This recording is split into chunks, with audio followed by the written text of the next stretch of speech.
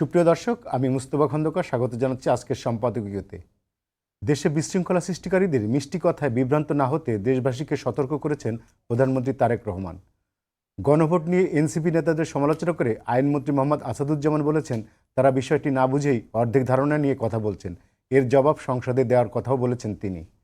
এদিকে সংসদে রাষ্ট্রপতির ভাষণকে সরকারি দল সমর্থন জানালেও বিরোধী দলগুলো জুলাই সনদ বাস্তবায়ন ও সংবিধান সংস্কারের পরিষদের প্রশ্ন সামনে এনেছে।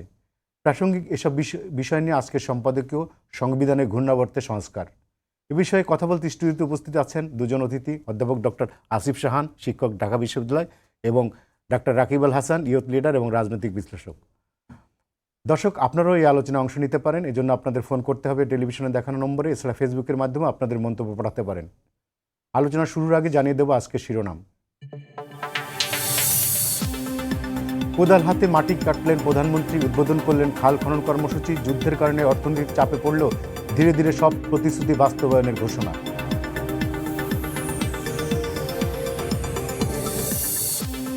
প্রথম থেকে নবম শ্রেণীর ভর্তিতে থাকছে না লটারি, শিক্ষার্থীদের উপর বাড়তি চাপ তৈরির প্রতিযোগিতা বন্ধের ঘোষণা মন্ত্রীর। ঢাকাসহ 7 বিশ্ববিদ্যালয়ে উপাচার্য নিয়োগ।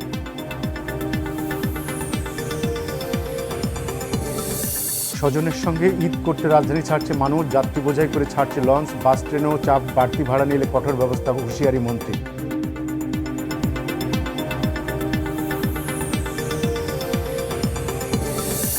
যথাযোগ্য ধর্মীয় মর্যাদায় পালিত হচ্ছে পবিত্র লাইলাতুল কদর। মসজিদে মসজিদে ইবাদত বন্দেগি, জিগির আজকার, আল্লাহর রহমত ও নৈকট্য লাভের আশা।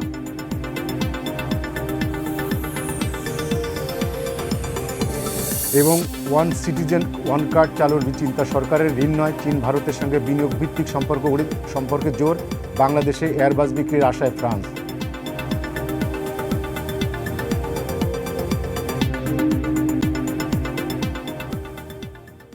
আসিফ শাহান, আপনাকে দিয়ে আমি শুরু করতে চাই আমাদের আজকের জন্য। জুলাই সনদ নিয়ে অনেক কথা হচ্ছে এবং এটার নিয়ে বিশেষ করে বিরোধী দল জামাত এবং এনসিপি অনেক বেশি সরব। আপনি এর ভবিষ্যৎ নিয়ে কি ভাবছেন? দেখুন, যদি আমরা একদম ফ্যাকচুয়ালি বা ফ্যাক্ট যা সেটার ভিত্তিতে কথা বলি, আপনি কথা বলতে পারেন, বাট এই মুহূর্তে সিচুয়েশন যা আছে পুরো জিনিসটা ডিপেন্ড করছে বিএনপির উপর at the end of the day. কারণ হচ্ছে যে আমরা যেটা দেখেছি যে 2/3 সংসদ সদস্য বিএনপির আছে এবং বিএনপির এখন পর্যন্ত যে বক্তব্য সেখানে এটা পরিষ্কার যে তারা সংবিধান সংস্কার পরিষদ যেটা শপথ অলরেডি এনসিপি আর জামাত নিয়েছে সেটা নিয়ে তারা আসলে চিন্তা করছেন না। এটা হবে কি না হবে সেটা, যেগুলো গতকাল স্বরাষ্ট্রমন্ত্রীর যে বক্তব্য সেখানে খুব পরিষ্কারভাবে যেটা বোঝা গেছে যে তারা আগে সংবিধান সংশোধনের যে বিষয়গুলো সেগুলোকে করতে চান, তারপরে সেটাকে তারা সংবিধান সংস্কার পরিষদ করে সেটার মাধ্যমে পাশ করাবেন কিনা সে ধরনের কোনো একটা চিন্তাভাবনা বা আলাপ আলোচনা তারা করবেন।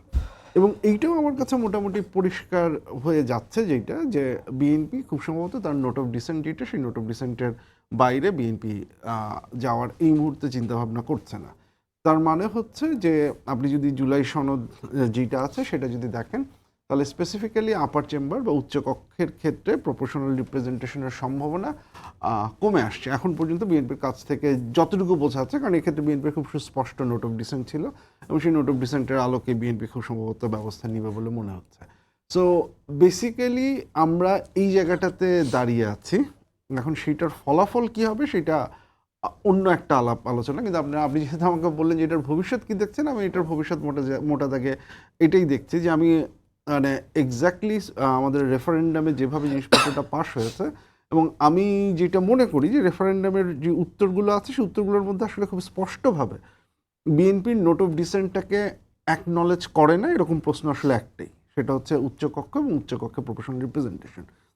আমার হিসাব মতে যে তত্ত্বাবধায়ক সরকার সাংবিধানিক প্রতিষ্ঠানগুলোর যে নিয়োগের ব্যাপারটা সেইটা জুলাই সনদের প্রশ্নটার ফ্রেমিংটা যদি দেখেন, ফ্রেমিংটা যেভাবে করা আছে সেখানে আসলে হচ্ছে গিয়ে বিএনপির নোট অফ ডিসেন্ট এক্সারসাইজের একটা সুযোগ আছে। আপনি যদি প্রশ্নটা দেখেন, প্রশ্নটা করা হয়েছে যে জুলাই সনদে বর্ণিত প্রক্রিয়ায় এই জায়গায় নিয়োগ দেওয়া হবে এবং আপনি যদি জুলাই চার্টার ইমপ্লিমেন্টেশন অর্ডারে যান সেখানে দেখবেন যে জুলাই সনদের সংজ্ঞা যেটা দেওয়া আছে, জুলাই সনদ হচ্ছে 17ই অক্টোবর যেই ডকুমেন্টটা সাইন করা হয়েছে, কারণ 17ই অক্টোবর যে ডকুমেন্টটা সাইন করা হয়েছে সেটাতে বিএনপি দাবি করতে পারে আমার নোট অফ ডিসেন্ট আছে। সো 1 নম্বর যে প্রশ্নটা ছিল, তার মানে তত্ত্বাবধায়ক সরকার এবং সাংবিধানিক প্রতিষ্ঠানের নিয়োগ, সেখানে খুব সুস্পষ্টভাবে বিএনপির তার নোট অফ ডিসেন্ট অনুযায়ী কাজ করার একটা সুযোগ আছে। 3 এবং 4-এর ক্ষেত্রে তো খুব সুস্পষ্টভাবেই যেগুলো একমত। বিপদটা হচ্ছে বা বিএনপির আপত্তির জায়গাটা হচ্ছে 2, কারণ 2 নম্বর যে প্রশ্নটা আছে আপনার রেফারেন্ডামে, সেইখানে 2 নম্বরে উচ্চকক্ষের একদম ভূমিকা খুব স্পষ্টভাবে বলা আছে যে একটা উচ্চকক্ষ গঠিত হবে, উচ্চকক্ষ প্রপোর্শনাল রিপ্রেজেন্টেশনের মাধ্যমে গঠিত হবে এবং উচ্চকক্ষের সংখ্যাগরিষ্ঠের মতামতে মানে সিম্পল মেজরিটির সাথে কনস্টিটিউশনাল অ্যামেন্ডমেন্টের ক্ষমতা থাকবে। এইখানে জুলাই সনদে বর্ণিত প্রক্রিয়া বা এরকম কিছু নেই। যেটা এখনো পর্যন্ত যেটা মনে হচ্ছে যে বিএনপি এটার সাথে একমত না, যদিও পার্সোনালি আমার কাছে মনে হয় যে এই একটা জিনিস যদি এই জায়গাটাতে আলোচনাটা নিয়ে আসা হয় তাহলে বিএনপির এই বক্তব্যের সাথে একমত হওয়া না হয় এই মুহূর্তে আমি বিএনপির কোনো ধরনের ক্ষতি দেখি না। কারণ খুব সোজা যেটা হিসাব যে আপনি যদি প্রপোর্শনাল রিপ্রেজেন্টেশন হিসেবে দেখেন বিএনপির অলরেডি 51%-এর মতো ভোট আছে এবং আমার ধারণা সিট ডিস্ট্রিবিউশন করলে বিএনপির আসন সংখ্যা সেখানে 55 থেকে 56-তে দাঁড়াবে। তো কনস্টিটিউশনাল অ্যামেন্ডমেন্টই বলি বা যাই বলি সেটাতে বিএনপির এখানে ক্ষতি হওয়ার কোনো কারণ নেই। সো আমার কাছে মনে হচ্ছে যে এটা একটা আননেসেসারি একটা জটিলতা তৈরি করার জায়গায় হচ্ছে গিয়ে যাওয়া হচ্ছে, যেটা এই মুহূর্তে যেহেতু আমরা ইকোনমিক বেশ কয়েকটা সংকটের দিকে চলে আছি, প্লাস হচ্ছে বিএনপির একদিক থেকে একটা সুবিধাজনক প্রতিষ্ঠানেও অবস্থানেও বিএনপি আছে বিভিন্ন সোশ্যাল সেফটি নেট প্রোগ্রামগুলোর মাধ্যমে, সেইখানে অদরকারি একটা ঝামেলা তৈরি করার হচ্ছে গিয়ে প্রয়োজন আমি খুব একটা দেখি না। বরং আমার কাছে যেটা মনে হয় যদি আপার চেম্বারটা আমরা আসলে এস্টাবলিশ করতে পারি প্রপোর্শনাল রিপ্রেজেন্টেশনের মাধ্যমে, ভবিষ্যতে সেটা বিএনপির জন্য সুবিধাজনক একটা পজিশনে দাঁড়াবে। কারণ মানে এটা তো পরিষ্কার যে বিএনপি তো সারা জীবনই প্রত্যেকবার ক্ষমতায় আসবে না, কিন্তু বিএনপির একটা সার্টেন পার্সেন্টেজ যে ভোট আছে সেইটা মোটামুটি শিওর। এবং বিএনপি আমরা হিস্ট্রিক্যালি যদি দেখি বিএনপির ভোটের পার্সেন্টেজ সর্বনিম্ন ইস্যাতে গেলেও সেইটা যখন বিএনপির শেষবারে জিতে সেখানেও হচ্ছে গিয়ে 30 বা তারও আরও উপরে। সো একটা নির্দিষ্ট সংখ্যক আসন বিএনপি সবসময় উচ্চকক্ষে পাবে, যেটা বিএনপিকে একটা সার্টেন লেভারেজ দিবে। তো আমার কাছে এই কারণে মনে হয় যে এটা মাচ এডো অ্যাবাউট নাথিং এরকম একটা পর্যায়ে চলে যাচ্ছে। ধন্যবাদ। রাকিব, আমি একটু অন্য প্রসঙ্গে আসি। আজকে প্রধানমন্ত্রী বলেছেন যে যাদের মিষ্টি কথায় মানে বিশৃঙ্খলা সৃষ্টি করছেন, এই যে প্রধানমন্ত্রী যাদেরকে মিষ্টি কথায় বিশৃঙ্খলা সৃষ্টিকারী বলছেন, তারা আসলে কারা? আপনি কি কিছু করতে পারেন, গেস করতে পারেন প্রধানমন্ত্রী কাদের উদ্দেশ্যে এই কথা বলছেন, কেন বলছেন? আচ্ছা, জি, আপনাকে ধন্যবাদ। আমার সহ-আলোচক এবং দর্শকদেরকে সালাম এবং শুভেচ্ছা। প্রধানমন্ত্রী আজকে খাল খনন কর্মসূচির জন্য দিনাজপুর গেলেন, তো সেখানে তিনি এই কথাটি বলেছেন। এখানে দেখুন, আমি একটু পুরনো আলাপে যাই আপনার সাথে। এটা মানে এই মুহূর্তে এখন আলোচনার বিষয় আসলে সেটা সংবিধান নিয়ে বা আমাদের জুলাই সনদের ভিত্তিটা নিয়ে। এখানে আমি মনে করি না যে এখানে যে আলোচনাগুলো উঠানো হচ্ছে এটাও আমার কাছে আননেসেসারি মনে হচ্ছে, কারণ এখানে বিএনপি স্বাক্ষরিত জুলাই সনদকে বিএনপি তার ফ্রেমওয়ার্কটা ধরেছে, কিন্তু এখানে স্বাক্ষরিত জুলাই সনদ আর হচ্ছে জুলাই সনদ আদেশ, দুটো কিন্তু ডিফারেন্ট জিনিস। এবং জুলাই সনদ আদেশটাই কিন্তু বিএনপি শুরু থেকে এটাকে ডিনাউন্স করেছে। এটা যদি আপনি কনস্টিটিউশনলি দেখেন সেটাও কিন্তু ডিনাউন্সে হয়, কারণ আমাদের রাষ্ট্রপতির কিন্তু জুলাই সনদের ব্যাপারে উনি কিন্তু এটা মানে অধ্যাদেশ করেন, এটা আদেশ করেছেন এবং এটা আনকনস্টিটিউশনালি হয়েছে। এবং আমি যদি হিস্ট্রিক্যালি ব্যাকগ্রাউন্ডে যেতে চাই, কারণ আনকনস্টিটিউশনাল তো হবেই তখন তো কনস্টিটিউশন আপনি স্থগিত করার নেই, পার্লামেন্ট ছিল না, পার্লামেন্ট ছিল না, কনস্টিটিউশন আপনি স্থগিত করার না। কিন্তু এখানে আমি একটু আপনাকে এই কারণে ব্যাকগ্রাউন্ডে যেতে চাচ্ছিলাম, ব্যাকগ্রাউন্ডে একটু বলি। ধরুন আমাদের স্বাধীন, আমরা কিন্তু বাংলাদেশ রাষ্ট্রের জন্ম কিন্তু 1971 সালে 26শে মার্চ।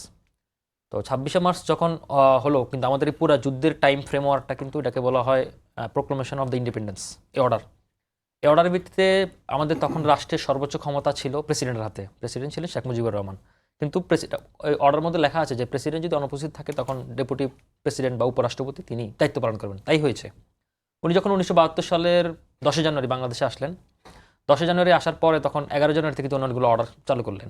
এবং আমাদের কনস্টিটিউশন লেখা হয় প্রোক্লামেশন অফ ইন্ডিপেন্ডেন্সের যে অর্ডারটা, মানে অধ্যাদেশটা, ভিত্তিটার অনুযায়ী 152 অনুচ্ছেদে লেখা হয়। এবং সেখানে আপনি একটা ইন্টারেস্টিং বিষয় দেখেন, এখানে আমাদের 4 নভেম্বর কিন্তু আমাদের সংবিধান লেখা হয়, কিন্তু 16 ডিসেম্বর থেকে এটা 1972 সালে 16 ডিসেম্বর থেকে এটা কার্যকর হয়।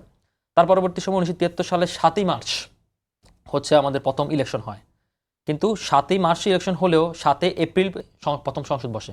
তারপরও কিছু আইন অর্ডার দেওয়া হয়েছে, কারণ কি এখন তারপর থেকেই যে অধ্যাদেশ, সংবিধান বিষয়ক কোনো অধ্যাদেশ জারি করার সর্বশেষ ধাপ ছিল এটা। কারণ কি, কারণ তখন একটা বাংলাদেশের একটা নতুন রাষ্ট্র, নতুন সংবিধান, কিন্তু সেই সংবিধান যারা লিখছে, গণপরিষদ যেটা করলো, গণপরিষদে তাদের হাতে কিন্তু আপনার লেজিসলেটিভ অর্ডার ছিল না।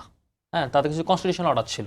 এই জিনিসটা কিন্তু জামাত কিন্তু মিস করতেছে বারবার। এবং কালকে যদি আপনি পার্লামেন্টের যে ভাষণ ছিল, বিশেষ করে জামাতের দুই নেতা, জনাব নজিবুর রহমান মোমেন এবং জনাব মাসুদ সাইর, তারাও কিন্তু এই জিনিসটি কনফিউশন করেছিলেন। এই কনফিউশন আমি ক্লিয়ার করলাম এই কারণে, কারণ হচ্ছে কি এই কারণে এটা তারা কিন্তু এই মারপ্যাচটা কিন্তু এড়িয়ে গেছে। এড়িয়ে যাওয়ার কারণেই তারা সংবিধান বিষয়ে কিন্তু অধ্যাদেশ না করে সংবিধান বিষয়ে আরোপিত আদেশ, এ কারণেই জনাব সালাউদ্দিন বলেছেন যেটা জোরপূর্বক করা হয়েছে এবং সালাউদ্দিন সাহেবকেও কিন্তু প্রেমিং করা হচ্ছে। এখন এই জিনিসটা কিন্তু তারেক রহমান মাননীয় প্রধানমন্ত্রী এটাকে ইঙ্গিত করা হয়েছে, কারণ আমি মনে করি না এটা একটা অহৈতুক আলাপ, কারণ আমরা সবাই আসলে সংস্কারটাই পক্ষে চাই, সংস্কারটা পক্ষে চাই। আপনি যতই অধ্যাদেশ করুন না কেন, আইন করুন না কেন, পার্লামেন্ট এটা পাশ হতে হবে। এখন আপনার কি পার্লামেন্টে মনে হয় যে টেকনিক্যালি বিএনপি সংস্কার করবে না, এরকম কোনো কনফিউশন আছে? না, আমার কনফিউশন নাই, কিন্তু তাহলে- বিএনপি, আমি স্যারের সাথে তাহলে বিএনপির বিরুদ্ধে এরকম সংশয় কেন বিএনপি? সংশয়টা এই কারণে, কারণ হচ্ছে কি ওনারা যেটা চাচ্ছিল যে একটা সংবিধান সংস্কার কমিশন গঠন হোক, সেটার আন্ডারে শপথ নেওয়া হোক। এখন এই জিনিসটা বিএনপি চাচ্ছে না, কারণ এটাকে আনকনস্টিটিউশনাল বিএনপি মনে করছে, কারণ এটা সংবিধান নেই। আর বিএনপির ঝুঁকিটা অন্য জায়গায়। ধরেন এই প্র্যাকটিসটা যদি বিএনপি অ্যালাউ করে, তাহলে আগামীতে 10 বছর, 15 বছর, 20 বছর পর আবার যদি নতুন কোনো সংকট তৈরি হয়, তখন সেই সংকটের সময় আপনি অনেক কিছুকে হালাল করে ফেলবেন। তো এটা একটা রাষ্ট্র গঠনের জন্য এটা একটা ব্যাড প্র্যাকটিস। এই কারণে বিএনপি সে ব্যাড প্র্যাকটিসের মধ্যে হাঁটতে চায় না। আর একটা বিষয় হচ্ছে কি, ধরেন বিএনপি সে তার জুলাই স্বাক্ষরিত সনদটাকে সে ফ্রেমওয়ার্ক ধরেছে, সেখানেও তার নোট অফ ডিসেন্ট রয়েছে। তো সে স্বাক্ষরিত সনদে সে যতগুলোতে সে একমত হয়েছে, সেই একমত হওয়া বিষয়গুলোতে সে পালন করতে চায়। আর নোট অফ ডিসেন্টগুলোতে ওই স্যারও যেটা বললো যে উচ্চকক্ষর বিষয়টা বা আরও অন্যান্য যে বিএনপি 6টা নোট অফ ডিসেন্ট দিল, এবং এটাও কিন্তু জনাব সালাউদ্দিনও বলেছেন যে আমরা যে নোট অফ ডিসেন্টগুলো দিয়েছি সেগুলো প্রয়োজনে আমরা পার্লামেন্টে আলোচনা করবো, পার্লামেন্টে এগুলো সমাধান হবে। তো আমি মনে করি না যে এটা নিয়ে জটিলতা হওয়া উচিত বা জটিলতা হওয়ার মতো কিছু দেখি না। কিন্তু এখন রাজনীতি, বিরোধী দলের কাজ তো বিরোধী দলের রাজনীতি করা। আমার মনে হয় যে রাজনীতি করার জন্য জিনিসগুলো সামনে আনা হচ্ছে এবং বিএনপিকে ফ্রেমিং করা হচ্ছে। আর মাননীয় প্রধানমন্ত্রী এই কারণে বিষয়গুলো ইঙ্গিত দিচ্ছে যে মিষ্টি ভাষা অনেক কিছু বলার চেষ্টা করতেছেন। এই জিনিসটা আসলে একটা মানে হয়তো একটা সংকট আমি মনে করতেছি, কিন্তু এটাকে করে আসলে আমাদের জুলাই সনদ বা অন্য কিছু। আরেকটা জিনিস আমি একটা যোগ করতে চাই, ধরেন আমাদের জুলাই সনদের যে টাইমিং, মানে এই যে ইউনুস সরকারের যে ফ্রেমিং টাইমটা, এই টাইমটাকে আমরা কিসে যুক্ত করব? আমাদের ধরেন মানে কিছু অস্বাভাবিক টাইমগুলোকে আমরা তফসিলে যুক্ত করছি। ধরেন আমাদের সংবিধানের সাথে 152টা অনুচ্ছেদের সাথে 7টা তফসিল রয়েছে। পঞ্চম তফসিলে রয়েছে শেখ মুজিব মরার পর, মানে 15 আগস্টের পর থেকে জিয়া শাসনামল। তারপরে এরশাদের শাসনামল 6ষ্ঠ তফসিলে যুক্ত হয়েছে। 7ম তফসিলে তত্ত্বাবধায়ক সরকার।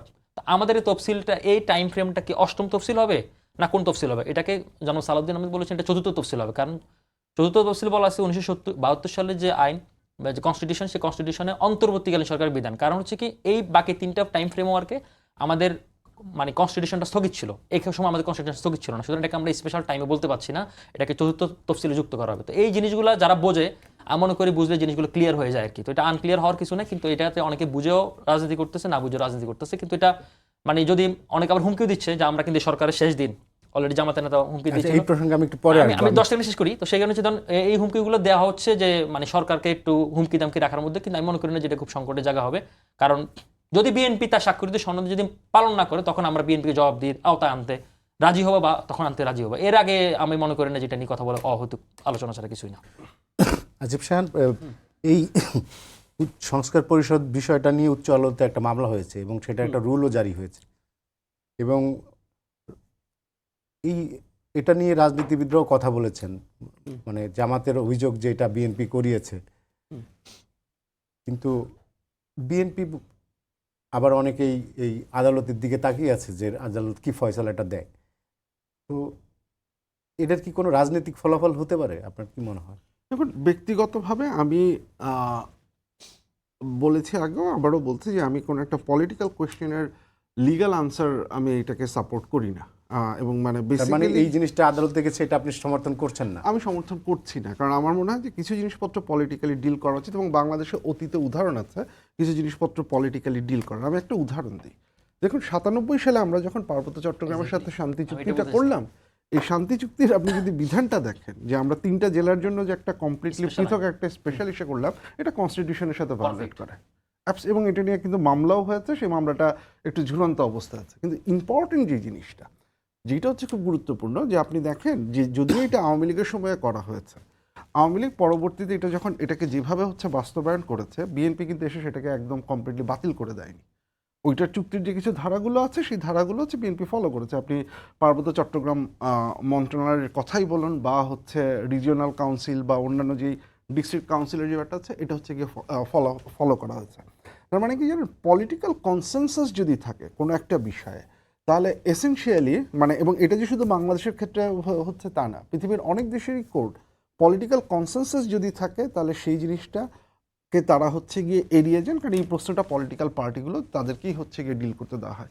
বাংলাদেশে অনেক সময় আমরা এই পলিটিক্যাল প্রশ্নগুলোকে যখন হচ্ছে গিয়ে জুডিশিয়ারির সাথে নিয়ে এসেছি, আমরা জুডিশিয়ারিকেও বিপদে ফেলেছি, একই সাথে পলিটিক্যাল সিস্টেমটাকেও হচ্ছে গিয়ে একটা তাহলে বিপজ্জনক আমি একটু জায়গায় বলি, তাহলে জায়গায় জুডিশিয়ারি ফেলেছি। এটি কেন এটা এন্টারটেইন করলো? সেটা জুডিশিয়ারির ব্যাপার, জুডিশিয়ারির যে ইস্যু আছে সেটা এর সাথে জুডিশিয়ারি করতে পারে। আর আমি তো জুডিশিয়ারিকে বলতে পারবো না যে জুডিশিয়ারির ইস্যু না যে এটা করো না, এটা অফকোর্স হচ্ছে গিয়ে তার ডিসক্রিপশন। আমরা তো হচ্ছে গিয়ে ডিসক্রিপশনারি অথরিটি তার যেটা আছে সেটা তো সে এক্সারসাইজ করতে পারে। কারণ আমার মনে হতে পারে যে এটা না করতে পারলে ভালো হতো, but that does not necessarily mean that judiciary হচ্ছে গিয়ে সেটাই সে করতে হবে, সে তার ডিসক্রিপশনারি পাওয়ার অনুযায়ী করেছে। কিন্তু আমি যেটা বললাম যে এসেনশিয়ালি যে কথাটা একটু আগে বললাম, এটা কিন্তু ইম্পর্টেন্ট, যে এই ইস্যুটাতে যদি বিএনপি থেকে খুব ক্লিয়ার একটা ইন্ডিকেশনও আসে যে এখানে একটা পলিটিক্যাল কনসেনসাস হচ্ছে, তাহলে এই পুরো কোর্ট কেসটাই কিন্তু অর্থহীন এক করতে। কারণ আপনি যদি হচ্ছে গিয়ে উচ্চকক্ষের যে ব্যাপারটা বা যেটি আসুক, বা হচ্ছে সালাউদ্দিন সাহেব যেটাই বলছেন যে উনি যদি আমরা অ্যাসেম্বলি যদি সেটা করতে হয় সেটা আমরা পরে এসে করে এইভাবে করবো, হোয়াট এভার দ্য সলিউশন, যদি একটা পলিটিক্যাল কনসেনসাসে আপনি রিচ করতে পারেন, যে কনসেনসাস আমরা আশা করেছিলাম যে আগেও ছিল, এবং যেটা আমার কাছে একদিকে যেমন আমি একটু সন্দিহান, যেমন আমার দুই দিকেই হচ্ছে কি আছে, যে সালাউদ্দিন সাহেবের গতকালকের যে বক্তব্য সেটার দুইটা দিক, একটা দিক আসার যে উনি খুব স্পষ্ট করে, এবং এটা উনি আগেও বলেছেন যে এটা একটা গণরায় এবং আমরা গণরায়টাকে আমরা অ্যাকনলেজ করি, তো অ্যাকনলেজমেন্টটা অ্যাবসলিউটলি প্রমিজিং। আবার এই যে সময় নেই, সো এই অধিবেশনে আমরা করতে পারছি না, এরপরে বাজেট অধিবেশন, সে বাজেট অধিবেশনে করতে পারবো কিনা, এই জিনিসটাকে যত বেশি পিছানো হয় না তত বেশি হচ্ছে সন্দেহের তৈরি হয়। এবং সন্দেহের ব্যাপারটা কেন ইম্পর্টেন্ট আমি বলি, পলিটিক্স কিন্তু সবসময় এক্সাক্ট ফ্যাক্ট দিয়ে চলে না, আমরা অনেক আর্গুমেন্ট করতে পারি, ইটস অলওয়েজ অ্যাবাউট পারসেপশন। এবং বিএনপির একটা বিপদের জায়গা হচ্ছে যে কথাটা উনি বলছিলেন, যে পারসেপশনটা বিভিন্ন সময় তৈরি করার চেষ্টা করা হয়েছে যে বিএনপি হচ্ছে গিয়ে সংস্কার বিরোধী দল। সো যখনই এই ধরনের কোনো অ্যাক্টিভিটিস হবে তখনই হচ্ছে গিয়ে আপনার আবারও এই বক্তব্যগুলো সামনে চলে আসবে। এখন যেইটা হচ্ছে কথা, যে এটা কি ম্যাটার করবে কি করবে না, যদি আপনি ইকোনমি ঠিক রাখতে পারেন, যদি হচ্ছে গিয়ে আপনার যে ক্রাইসিসগুলো আছে সেগুলো যদি ডিল করতে পারেন, তাহলে এই কোয়েশ্চেনগুলো সেকেন্ডারি কোয়েশ্চেন। বাট এই ক্রাইসিসগুলো যদি বাড়তে থাকে, যেইটা আমরা দেখুন এই সরকার আসার পরে তো মধ্যপ্রাচ্যের একটা বড় ধরনের একটা ঘটনা ঘটেছে, সেটার একটা ইম্প্যাক্ট। ইকোনমি যদি বাই এনি চান্স ডিল করার, এবং মধ্যপ্রাচ্যের সংকটটা এমন একটা জিনিস যেখানে সেটা সরকারের কিছু করার নেই, এটা কমপ্লিটলি হচ্ছে গিয়ে আপনার নিয়ন্ত্রণের বাইরে। সো ওই ধরনের সমস্যাগুলোর জায়গায় এই পলিটিক্যাল প্রশ্নগুলো হচ্ছে গিয়ে সামনে চলে আসে। So as a result of that, এই ক্রাইসিসের যদি যে পসিবিলিটিস জায়গাগুলো আছে, কারণ essentially to be very honest with you, যে আমি বিএনপির এই জায়গাটা নিয়ে আমি যেমন অসন্তুষ্ট, একই সাথে ওভারঅল অপোজিশনের রোল ইটস অ্যাবসলিউটলি রিডিকুলাস দুইটা জায়গা থেকে। সো দুইটা এই রিডিকুলাসনেস থেকে এই জিনিসটাকে যেভাবে অ্যাড্রেস করা দরকার, আমি সন্দিহান যে সেটাকে সেইভাবে অ্যাড্রেস করা হবে কিনা, যেটা ক্রাইসিসের দিকে নিয়ে যাওয়ার একটা পসিবিলিটি আছে। সো সেটা নিয়ে আমি হচ্ছে গিয়ে বেশি। রাকিব, আমি একটু বলি যে এই যে রাষ্ট্রপতির ভাষণ নিয়ে নানা রকম কথা হচ্ছে, তাকে ভাষণ, রাষ্ট্রপতিকে নিয়ে বিরোধী দলের এত সংশয় এবং শঙ্কা কেন? এটাও একটা বাজে রাজনীতি। দেখুন, আমি ধরেন পৃথিবীতে কোনো দেশে এরকম হয়েছে যে ধরেন বিপ্লব আপনি করে ফেলছেন, ওনাদের কথা অনুযায়ী, যেটা তো গণঅভ্যুত্থানই ছিল, ওনারা তো এটাকে বিপ্লব বলে অভিহিত করার চেষ্টা করেছিল, কিন্তু বিপ্লবের পর আপনি ক্যান্টনমেন্টে যাবেন, তো আপনারা, আমি বেনিফিট অফ ডাউট দিতে চাই, এটা বারবারই বলছি, আমি এখনও বলি, সেটা হচ্ছে কি 5ই আগস্ট থেকে 8ই আগস্টের মধ্যে যদি আপনি শহীদ মিনারের স্মৃতিসৌধে বা কোথাও, হ্যাঁ, বা শহীদ মুগ্ধর বাড়ির সামনে অথবা শহীদ আবু সাইদের বাড়ির সামনে কারোর সামনে যদি আপনি শপথ নিতেন, আপনি বলতে পারতেন যে আমরা একটা জুলাই সনদের দিন দেশ চালাবো, আমরা কনস্টিটিউশন মানে নেই, রাষ্ট্রপতি মানে না। আপনারা করলেন কি, রাষ্ট্রপতির কাছে শপথ নিলেন, একটা স্পেশাল অর্ডার নিলেন এপিলেট ডিভিশন থেকে, হাইকোর্টের, নিয়ে আপনি 106 নিয়ে দেশ চালালেন। তারপর আপনি দেখেন জুলাই সনদের 133টা অর্ডিন্যান্স জারি করলেন, আপনার জুলাই সনদের স্বাক্ষরের মধ্যে রাষ্ট্রপতির স্বাক্ষর রয়েছে। তারপর আপনি আবার দেখেন, এখানে আমি মনে করি ধরেন জামাতে আসলে মেইন স্ট্রিম, প্রথমবার মতো মেইন স্ট্রিম পলিটিক্স পার্টি হয়েছে, বিরোধী দল হয়েছে, কিন্তু আসলে পলিটিক্যাল পার্টি হওয়ার যে ম্যাচুরিটি সেটা তারা অ্যাচিভ করতে পারেনি। হয়তো ভোটের মাঝে পেরেছে, কিন্তু ধরেন একেবারে রাষ্ট্রের গঠন ভিত্তিক কেন্দ্রিকভাবে যে রাজনীতি করার ব্যাপারটা, সেটা তারা অর্জন করতে পারেনি, অ্যাচিভ করতে পারেনি। দেখুন, রাষ্ট্রপতিকে ওরা, বরং এটা কিন্তু কনস্টিটিউশনাল পাওয়ার। আপনার দেখুন, যখন একটা নতুন সংসদ গঠিত হয়, প্রথম সংসদ এবং বছরের প্রথম অধিবেশনে দুটাতেই রাষ্ট্রপতির ভাষণ দেওয়া বাধ্যতামূলক আর্টিকেল 73 অনুযায়ী, এবং সেই জায়গায় পরবর্তীতে তার ভাষণটাকে পর্যালোচনা করার জন্য, আবার পর্যালোচনা করার জন্য বিএনপি ফার্স্টে বলছে যে আমরা টোটাল 42 ঘন্টা সময় লাগবে, অবশ্য আমাদেরকে বেশি করে টাইম দিতে হবে, এখানে 50 ঘন্টা এটিএম আজহার বলেছেন। তো এটার জন্য আবার রাষ্ট্রীয় বাজেট 81 কোটি 70 লক্ষ টাকা খরচ। তো এখন দেখুন, এক জায়গায় আপনি মানে বিরোধিতা করতেছেন, আবার আপনি বলতেছেন টাইম বাড়ায় দাও, এটার জন্য রাজি। মানে ব্যাপারটা হচ্ছে ধরেন কনস্টিটিউশন তো আর ছেলে খেলা না যে আপনি একটু মানবেন আর একটু মানবেন না। ব্যাপারটা হচ্ছে কি আপনাকে পুরো জিনিসটাই মানতে হবে, কারণ রাষ্ট্রের সর্বোচ্চ আইন হচ্ছে সংবিধান। এখন এই সংবিধানের রক্ষাবেক্ষার দায়িত্ব হচ্ছে সুপ্রিম কোর্ট। তো এর বাইরে একটা লিগ্যাল ফ্রেমওয়ার্কের বাইরে তো আপনি যেতে পারবেন না। ধরেন আমাদের এই যে গণভোটটা, এ নিয়ে কিন্তু জনাব সালাউদ্দিন আহমেদ একটা সুন্দর প্রস্তাব দিয়েছিলেন শুরুতেই, মানে যখন ঐক্যমত কমিশনের মিটিংগুলো হচ্ছিল ফরেন সার্ভিস একাডেমিতে, তখন কিন্তু এটাকে কিন্তু ধরেন শিশিরমণিরা বা অন্যান্য যারা অন্যান্য দলের যারা আইনজীবীরা, বিশেষ করে এবি পার্টি, তাই না, এখন আপনি যদি এবি পার্টির কথাই ধরেন না কেন, সংস্কার নিয়ে ঐক্যমত কমিশনের মিটিংয়ে সবচেয়ে বেশি তারা হচ্ছে ভোকাল ছিল। এখন তাদের তো কোনো রিপ্রেজেন্টেশন নাই মানে আপনার পার্লামেন্টে, তাহলে তো এই যে সে ভোকাল ছিল এখানে এসে যদি পার্লামেন্টে এগুলো বাতিল করে দেয়, তাহলে তার এই মানে চিল্লাচিল্লির তো কোনো ভ্যালিডিটি নাই, কোনো গ্রাউন্ড নাই। তো এটাই হচ্ছে মেন মানে কনসেশনের জায়গাটা। আর এখানে ব্যাপারটা দেখুন আপনার এই তখন কিন্তু সালাউদ্দিন সাহেব একটা বলছিল যে আসলে আমরা এই প্যাকেজ আকারে গণভোটে না গিয়ে আমরা বরং একটা কাজ করতে পারি, সেটা হচ্ছে কি ধরেন আমরা জনগণ সংস্কার চাই কিনা আমরা শুরুতেই গণভোটটা করতে পারি, পরবর্তীতে কোন কোন বিষয় হতে পারে, কারণ এগুলো তো আবার পার্লামেন্টে আলোচনা হবে, তো আমরা কেন এগুলো আগে থেকে করতেছি, রিপিটেডলি কেন করতেছি, অযথা টাইম নষ্ট করার কোনো দরকার নেই। আমরা এটা পার্লামেন্টে আলোচনা করি, তারপরে আমরা এই জিনিসগুলো গণভোটে পাঠাই। কারণ আমাদের রাষ্ট্রের যে সিস্টেমটা আপনাকে বলি, সিস্টেমটা হচ্ছে ধরেন আপনার প্রথম হচ্ছে কি কোনো একটা আইন মানে বিল আইন আকার পাশ হতে, আমি শেষ করি 10 সেকেন্ড শেষ করি, সেটা হচ্ছে ধরেন আপনাকে শুরুতে 2/3 মেজরিটি পেতে হবে, তারপরে যেটা হচ্ছে কি রাষ্ট্রের মৌলিক জিনিসের সাথে কনফ্লিক্ট করে সেটাকে গণভোটে যায়। তো এর বাইরে তো আপনি যতদিন জানেন কোনো লাভ নাই, কারণ আপনি এখন অফসাইডে গোল দিলে যদি রেফারেটার না পায় তার মানে গোলটা হালাল হয়েছে, ব্যাপারটা এরকম না। নো বললে যদি আপনি বোল্ড আউট করে ফেলেন, আম্পায়ার নো বল দিল না, তার মানে সেটা হালাল হয়ে গেল, ব্যাপারটা এরকম না। তো এই জিনিসগুলো যদি আমরা কনস্টিটিউশনালি যদি এই জিনিসগুলো ডিল করা হয় বা পলিটিক্যাল কনস্টিটিউশনের জায়গাটা পলিটিক্যাল জায়গা থেকে, তাহলে আমার মনে করি এই সংকটগুলো তৈরি হয় না, কিন্তু এগুলোকে ইচ্ছা করে জলগোলা করা হচ্ছে। আসিফ সাহান, আমরা একটু অন্য প্রসঙ্গে আসি। জেলা পরিষদ প্রশাসক নিয়োগ করা হয়েছে, জামাত এটাকে একটু সন্দেহের চোখে দেখছে, বলছে এটা পাতানো নির্বাচনের প্রথম ধাপ। মানে আপনার কাছে কি এইটাকে কি মনে হয়?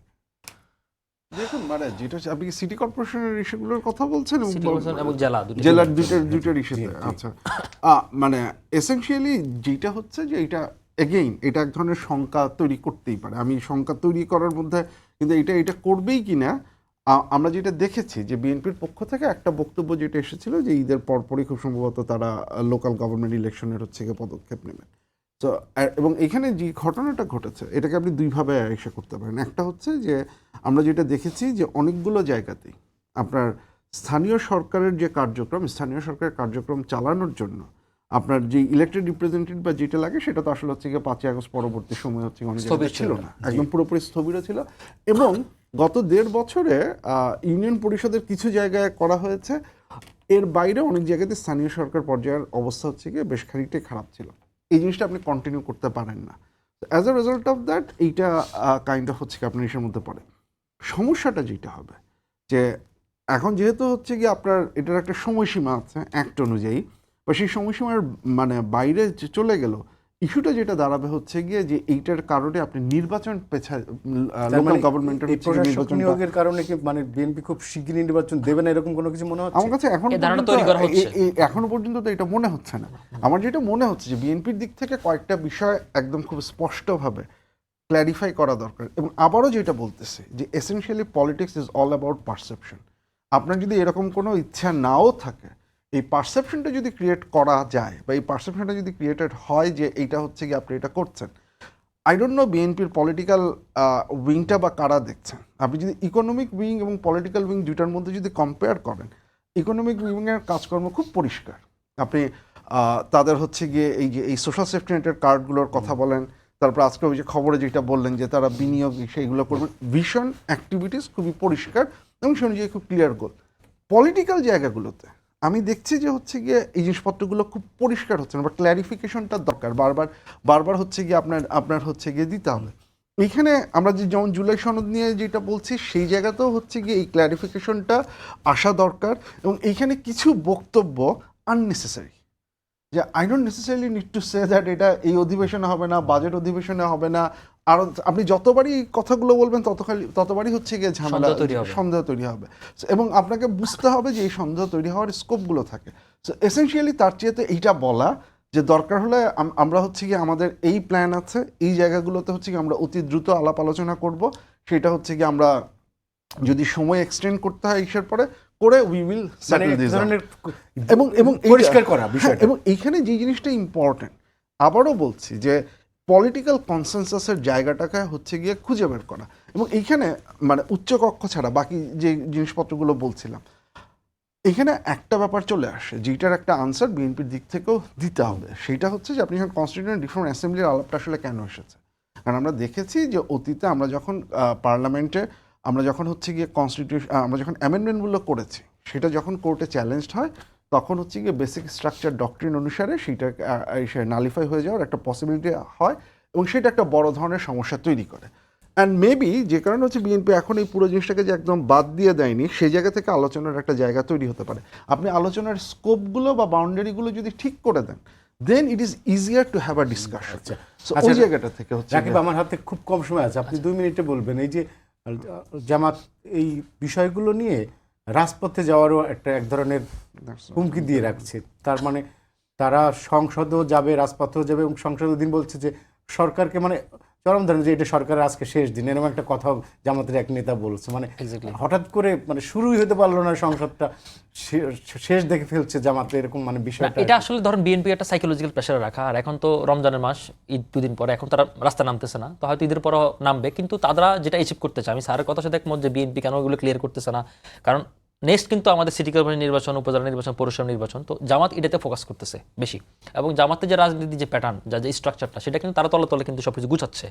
তো তারা সব তলে তলে সব কিন্তু গুছাচ্ছে, এবং গুছানোর পাশাপাশি বিএনপিকে একটা সাইকোলজিক্যাল প্রেসারে রাখা। আর ধরেন অ্যান্টি ইনকুম্বেন্সি ইফেক্ট, মানে এটা পলিটিক্যাল টার্ম আছে, যেটা হচ্ছে ধরেন আমাদের মতো দেশগুলোতে খুব বেশি কাজ করে, মানে একটা সরকার আসলো খুব দ্রুত অজনপ্রিয় হয়ে যায় আর কি, তাই না? এবং অজনপ্রিয়তা এটাকে জামাত আসলে ক্যাশ করার চিন্তা করতেছে। এখন ধরেন বিএনপিকে জনগণের সামনে, 1-1.5 মাসে আমি তো আগেই বললাম আপনাকে যে তারা মেইনস্ট্রিম পলিটিক্স পার্টি হওয়ার মতো এখন সেই যোগ্যতা অ্যাচিভ করতে পারে না, তো এটা একটা তাদের বড় ব্যর্থতা, এবং তারা আসলে অনেক কিছু বুঝে উঠতে পারতেছে না, তাই না? কারণ প্রথমবার তো আপনি দেখেন অনেক কিছুই জাতিসংঘের সময় দাঁড়াচ্ছে না, তারপরে জোর করে দাঁড়ানো করা লাগতেছে, তো এই জাতীয় জিনিসগুলো তো আসলে তারা এই এনভায়রনমেন্টের সাথে তারা সংসদীয় রীতিনীতি অনেক কিছু জানেন, আমি সেটা বলতেছি না, জানলে তো এই জিনিসগুলা এক হচ্ছে কি আপনি ধরেন কাউন্টার দিতে পারতেছেন না, তারপর আপনি গোজামিল দিয়ে একটা ব্যাখ্যা দিচ্ছেন, তাই না? এখন আরেকটা জিনিস বলতেছি, ধরেন জুডিশিয়ালে তো যে কোনো জিনিস আপনি যদি চ্যালেঞ্জ করে ফেলেন, এটা তো ধরেন বিএনপি করা লাগতেছে না, আমি আপনি যদু মধুকে করলে তো চ্যালেঞ্জ হয়ে যাবে। সুতরাং এই জিনিসগুলো বিএনপি আগে থেকে একটু স্কিপ করতে যাওয়ার চেষ্টা করতেছিল, এখন জোর করে যদি আপনি চাপাই দেন, এগুলো তো জুডিশিয়াল চ্যালেঞ্জ হবেই। শেষ, আমি 10 সেকেন্ড শেষ করি। সুতরাং আমরা মনে করি যে ধরেন আমরা একটা ভাইব্রেন্ট সংসদ মানে পাইলাম, এবং সেটা যেন কাজ করে, এবং একই সাথে আমাদের জুলাই সনদের যে আকাঙ্ক্ষাটা, সেই আকাঙ্ক্ষাটা যেন বাস্তবায়ন হয় দিন শেষে, সেটা যেন আমাদের জনগণের প্রত্যাশা থাকে। মানে যে কথাটা বললেন, জামাতের পলিটিক্সটা হচ্ছে পলিটিক্স অফ ডিস্ট্রাকশন, মানে ডিস্ট্রাক্ট করার কাজ এটা জামাত গত ইসের সময় আপনি দেখেন, এই যে আমরা বারবার হচ্ছে গিয়ে সংস্কার নিয়ে জামাতের কথা বলি, কিন্তু এই সংস্কারের উচ্চকক্ষের ক্ষেত্রে সবচেয়ে বড় সমস্যাটা তৈরি করেছে জামাত। উচ্চকক্ষে পিয়ারের ক্ষেত্রে বিএনপি অনেক বেশি কাছাকাছি চলে এসেছিল, ঠিক সেই সময় পিয়ার এবং এই কাজটা করার সময় বিএনপি যখন ইলেকশন কবে হবে না হবে, জামাতের কিন্তু ততক্ষণে কোথায় প্রার্থী হবে না হবে সেটা অলরেডি ঠিকঠাক। একই সেম পলিটিক্স অফ ডিস্ট্রাকশন এখনো হচ্ছে, সেটা লোকাল গভর্নমেন্টের ক্ষেত্রে হয়তো মেবি হতে পারে। সো মানে this is something BNP should also understand that this is the play book. এই প্লে বুকটা আগেও ফলো করা হয়েছে, সো ওই একই ট্র্যাপে আবার পা দেওয়ার তো আমি কোনো দরকার দেখি না। রাকিব আল হাসান এবং আপনাদের দুজনকে ধন্যবাদ আমাদের সময় দেওয়ার জন্য। আমাদের হাতে প্রায় সময় শেষ। দর্শক সবাইকে ধন্যবাদ জানিয়ে শেষ করছি আজকের সম্পাদকীয়। আগামীকাল আবার দেখাবে একই সময়। সবাইকে ভালো থাকবেন। শুভরাত্রি।